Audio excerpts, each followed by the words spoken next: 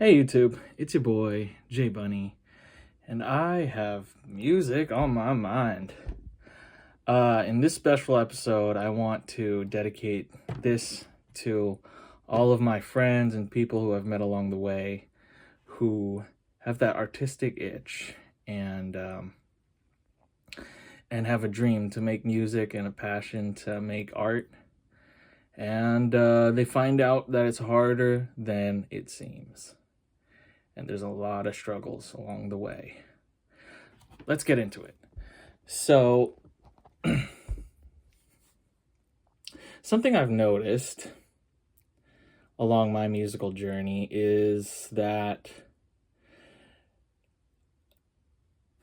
at the beginning of like songwriting, making music, whatever, you get really confident and you're like, wow, like I'm awesome. I can, I just picked up the guitar and it's only been a couple months. I can play like a solo from like an AC/DC song, or I made a song on the ukulele and I'm so proud of it and it sounds exactly like Train. And then you stick with it for a while more, and you realize that there's a lot more nuance to music and that it's also an industry. And if you want to succeed in a monetary way, or to spread your message that way, that the music game is not just about the music. There's other stuff. There's how you market yourself, who you're talking to. We talked about this on the other Music on My Minds. It's a whole lot of awareness, social awareness. Why should people care about what you have to say, right? And that tends to get everybody down. We know once that initial glamour of like, oh, I can make a song, right? Well, now you've made like 40 songs and you have like 2 listeners. and that's the first door, I feel like, to that we reach, that kind of discourages a lot of, like it discourages everybody, of course. And I can relate too. It's that reality check of like, damn, okay, well, I can make music, but I'm not a rock star. And that's when, people start to doubt themselves. And, I do too. And I just wanted to say that my secret, I can't tell you, the viewer, anyone else, how their journey should be. But my advice, coming from myself, is make music that makes you proud. Fall in love with the process. Love what you do genuinely, so that when the critics come, when the challenges come, when you don't have success, at the end of the day that you made something that you're truly proud of. Not faking it, not you have to be genuinely proud of what you made. And you have to understand your craft on such a true level that you have confidence in your vision. Despite what the numbers say, despite what the critics say, despite what your family says, despite what your friends say, despite all of that, random people on the internet, whatever. Because they'll come. They're going to come. And that's another door that separates, true professionals, true artists who make sacrifices for their craft, from people who are doing it for a look or an ego or something that they don't fully understand. I look like an idiot on some of my videos, but it's worth it to me, because For years and years and years, I have been stuck in at that door of of doubt, scared to experiment, scared to put stuff out there because I had my confidence challenged by a lack of a following. I would say that I'm a music producer, right? Throw that out there to, girls, random people. Hey, I'm a music producer from LA. Well, and then I would get embarrassed because my package wasn't there. Where's my press kit? Where's my following? What shows have I played? Who have I collabed with? Where was all that? It was just the title that I was dropping, and then my subconscious didn't want to deal with the fact that there was a huge hill that I had to climb to actually kind of have that title of like a professional music producer. And it took years, and I used to just avoid that and just always talk about how passionate I was about music. And I don't blame you. I don't blame anyone who is doubting themselves for their music or their art because of that hump, because of all this pressure to compete with, once you say that title, right? Oh, I'm a professional blank. I'm a music producer from LA. I'm a mix engineer, right? All of a sudden, okay, so you're a mix engineer? Oh, Jason Josh was a mix engineer, so that means you're him, right? You're about that level, right? Or I'm a music producer. Oh, you're like Murda Beats? You're a music producer, right? You're like that's it sucks, but it really it's the difference between someone who takes it seriously and someone who wants to be serious but just isn't facing that reality. Do you have numbers? Are you putting in the time? How much time are you putting in? Have you made sacrifices? Have you? Have you made actual hard sacrifices? Have you lived shitty to try to take a risk and try to grow? And have you put down money, real time? Have you actually have you actually put down, if you're being true with yourself, have you sacrificed time? Not partied and not gone clubbing or out with girls or did this or that, drinking or whatever, Is that your attitude? Are you just, oh, I don't care, I'm just this and I'm just going to be this? Or are you taking it seriously? Right? I've learned on this journey of mine to talk less, make more, and definitely listen more. That's why I have these music on my mind. That's why I'm trying to grow my TikTok or whatever by making stupid videos that are really cringe, and sometimes I get mean comments. But I push through that because at the end of the day, I know where I'm headed. I know I have a plan, I have a vision, and I'm proud of every single video, every single piece of art that I post because it's art to me. I love it. It's my baby. From the songwriting to the recording to the mix to the master to the production, every piece of that I love, and I'm going to continue to do that. And no matter how much money I get, which right now is zero, and it'll probably be zero for a long time, I'm going to continue to make sacrifices because I genuinely love it and I'm genuinely proud of every single moment. So that's my advice to, these artists who are starting out. A lot of us are. I don't know very many like uber successful people.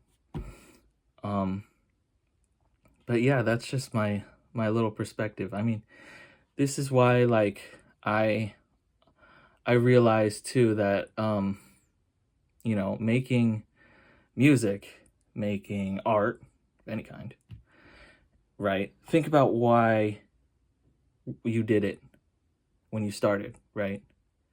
For me personally, I did it. I picked up music because when I was in high school, I didn't have the biggest self-esteem. I wanted to look cool. I wanted to impress girls. I wanted to show off to my friends and jam with my friends. And it made a little community, right?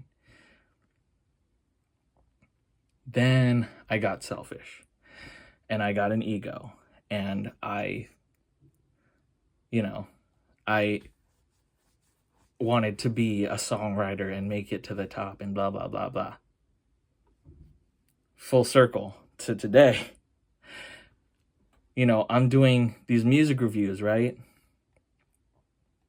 I've engineered for other people. I've seen, more about how the professionals do it. Now I have less of an ego. Now I never bash other people's music because it's that same harsh criticism and judgment that might come full circle, right? And I don't see the need to bash people's music because I respect numbers. I respect the other facets of music, not just does it match my taste, right? It's almost like people commenting on the internet, right? Like, who, like, people commenting like, oh, like Taylor Swift sucks, right? Their music is trash, right? Why should Taylor Swift care about that commenter when that commenter has nothing going for them, right? Why should I ever say that like, oh, Taylor Swift's music sucks, it's doo-doo? How goofy does that make me look if I'm trying to be a serious musician and my following is like 0.001%? My success, like, how stupid does that make you look if your body of work, if your grind and your success is here, right? It's this tiny, and you're trying to say that you have the certification and knowledge and you deserve to speak on people who are making money doing what you want to do, what your dream is, and what you talk about to everybody. I'm a music producer. I don't want to hear any negativity out of your mouth if you haven't done anything close to what the person you're criticizing has done. That's why I don't make bad comments, and I'm trying to build a community, and I'm trying to boost other people up, because I feel as though not only does it take, self-love and self-respect and, love for all the aspects of one's own art in this professional, mindset, but it also takes a deep understanding, a willingness to understand, and an appreciation for others even the ones that don't necessarily aren't mainstream or don't have as much success, understanding those facets, some certain music might not be necessarily to your taste, right? But at least trying to understand where that person is coming from all of the asset, like not just does it sound good to you? Think about mixing philosophies, panning, where are they panning? What frequencies are they did they choose to emphasize? You could learn a lot. What equipment do you hear? What does it sound like? Omnisphere? Does it sound like massive, or like I don't like are they pulling inspiration from Skrillex? What eras? What blend of song of music are they pulling from? Do you hear seventh chords? Are they switching rhythm? What beat are they emphasizing? Like, how about their voice? How about the recording techniques? Because if you train your ear, you can start hearing that. You can, especially for acoustic guitars, I've noticed, that's an off topic, but you can hear placement, mic placement, or maybe like, even if it's a live thing, like, you're not gonna sound the best if you don't have the best equipment, and maybe you're not practiced, but a lot of us have day jobs, and that's just the reality, okay? So like a live thing, like maybe they don't sound the best, right? But study the game. How did they book this gig? Why are they playing when I'm not? How often do they come? Do they make any money from this performance?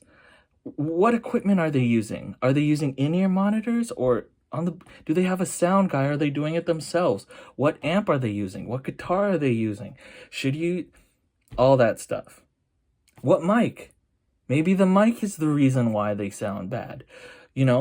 List in your head why you think that this group sounds bad. List in your head why you think this group sounds good. From not just a little assumption like, oh, they sound good because they do. No. Think in really, really detailed, why is it working? Why is what they're doing working? And my advice is, don't let your ego discourage you from trying. Please don't. It gets to me too. It really does. Like, one thing that, I struggle with is, number one, collaborating with people, because I'm like, oh man, as a producer, I don't feel like my body of work is that good. And then secondly is like live performance, because I'm like, oh, I don't know if sharing my music is that good either. So that's something that I struggle with. But you know what? Once